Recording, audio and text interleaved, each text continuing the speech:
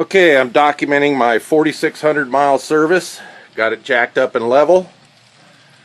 And unfortunately I don't have 3 ramps, so it was quite interesting to jack up. Also, before I even tell this story, the first jack I got seized and would not let the bike down. I had to buy another jack from Harbor Freight to get it up off the other jack.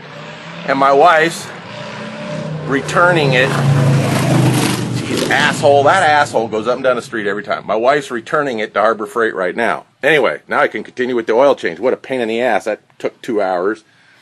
Anyway, so as you can see, mileage, 4,700 miles. So 100 miles over the 4,600 mile. My 600 service was done at 800 miles, so we're all cool. Anyway, gonna start with, I'm gonna follow the exact BRP oil change instructions. I know there is an easier way to change the oil, but since I'm gonna be adding Farkle, I'm taking the panels off anyway. So we'll come back and see what it looks like as I proceed. Okay, oil is draining. Got all the panels off. It wasn't hard at all. You just got to follow the instructions. It shows you exactly the screws to remove. Again, I'm doing it the BRP way. It was a lot of screws, but not hard. All right. And of course, I put them in areas where I know they go back. As you see, lots of Tupperware off. Now, you don't have to do this for an oil change, but I took the other side off. One of the main reasons is, this is a 2011. The hoses could be a little old. One of the known problem hoses is right here. Can't see it. Let me see if I can turn the light on. Be right back. Alright, I'm back. So this vacuum hose right here comes off the throttle body and over to this Bosch controller. There's one on the other side. They have to be cut exactly the same length on each side. I'm going to replace those with silicone. Even though my hoses look good, not dry, cracked out, that is one of the trouble hoses, especially on the older models as they get old and dry out. Anyway, as you can see, again, panels off, oil draining out of the sump. Still got to drain the engine.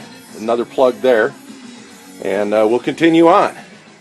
Okay, so as you can see, old filter's out. Okay, gonna clean that out. Cover's clean. Replace the O-ring. That's the old O-ring. This is the one Baja Ron sent me. Got the new Pro Flow filter there, or high flow filter, to go in properly. It's only one way it goes in. So I'm about ready to button everything back up. New crush washers, or whatever you want to call them.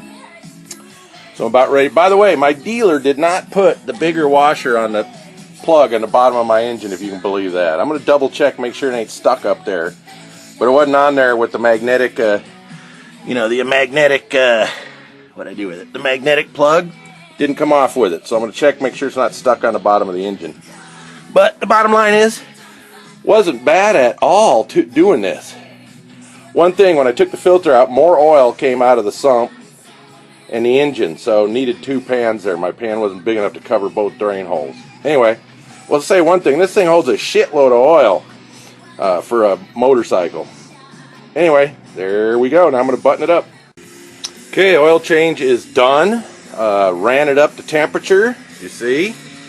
Checked the oil, and I'm right at the full mark. Took 4 and a little bit of 1 quart to get the measurement right. So, I've checked hoses, did other stuff, just general inspection. Not much more to do.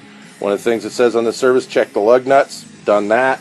So, basically, my service is done. Now to put some Farkle on. Next up, these, so I can run the wires up to turn signals without, with the panels off. Well, I got them off. Might as well.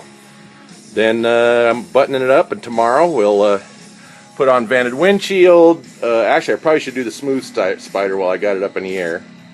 And then more Farkle tomorrow. Anyway, continuing on.